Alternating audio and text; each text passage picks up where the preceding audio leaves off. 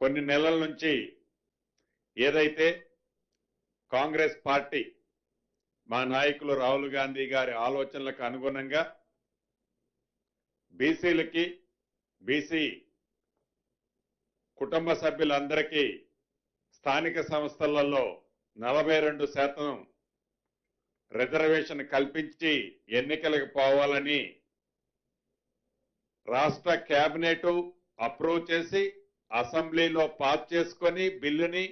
అది గవర్నర్ గారికి పంపితే అది గవర్నర్ గారి దగ్గరే హోల్డ్ అయింది. అయినా కూడా ఆర్డినెన్స్ తీసుకొచ్చి ఆర్డినెన్స్ ప్రకారం ఎలక్షన్కి పోయినప్పుడు కొంతమంది ఛాలెంజ్ చేసిన దాని ప్రకారం రాష్ట్ర హైకోర్టు దాన్ని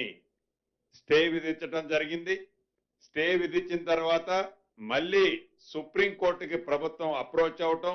ఆ కేసు సుప్రీంకోర్టులో డిస్మిస్ అయిన సంగతి కూడా మీ అందరికీ తెలిసిందే. చిత్తశుద్ధితో ఈ ప్రభుత్వం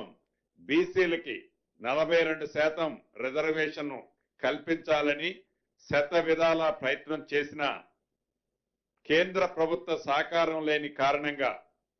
కేంద్ర ప్రభుత్వంలో ఇక్కడ నుంచి ఏదైతే రికమెండ్ చేసిన ఫైలు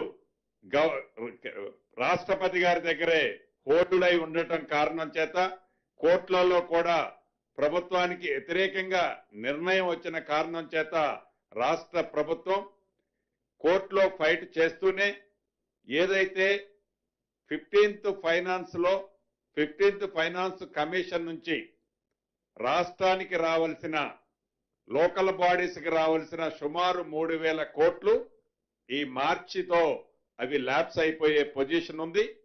దాన్ని దృష్టిలో పెట్టుకొని పార్టీ పరంగా బీసీ సోదరులకి 42% రిజర్వేషన్లో సీట్లు అలాట్ చేస్తూ మొదట గ్రామ పంచాయతీ ఎన్నికలు నిర్వహించాలని ఈరోజు కేబినెట్ నిర్ణయించడం జరిగింది. మిగిలిన ఎంపీటీసీలు, జెడ్పీటీసీలు, అదే రకంగా మున్సిపల్ కార్పొరేషన్లు అన్నీ కూడా కోర్టులో ఒక కంక్లూజన్ వచ్చిన తర్వాతనే వాటిని నిర్ణయం తీసుకోవాలని కూడా ఈరోజు రాష్ట్ర కేబినెట్ లో సుదీర్ఘంగా చర్చించిన తర్వాత రాష్ట్రానికి కేంద్రం నుంచి రావాల్సిన సుమారు 3,000 కోట్లు గడిచిన 2 సంవత్సరాల నుంచి ఏవైతే ఉన్నాయో అవి కూడా యాజ్ పర్ నామ్స్ ప్రకారం మార్చితో ల్యాబ్స్ అయిపోతున్న కారణంగా రాష్ట్రానికి రావాల్సిన 3,000 కోట్లు ల్యాబ్స్ చేసుకోవటం ఇష్టం లేక స్థానిక సంస్థలు ఓన్లీ గ్రామ పంచాయతీ ఎన్నికలు పెట్టాలని ఈరోజు కేబినెట్ నిర్ణయించడం జరిగింది.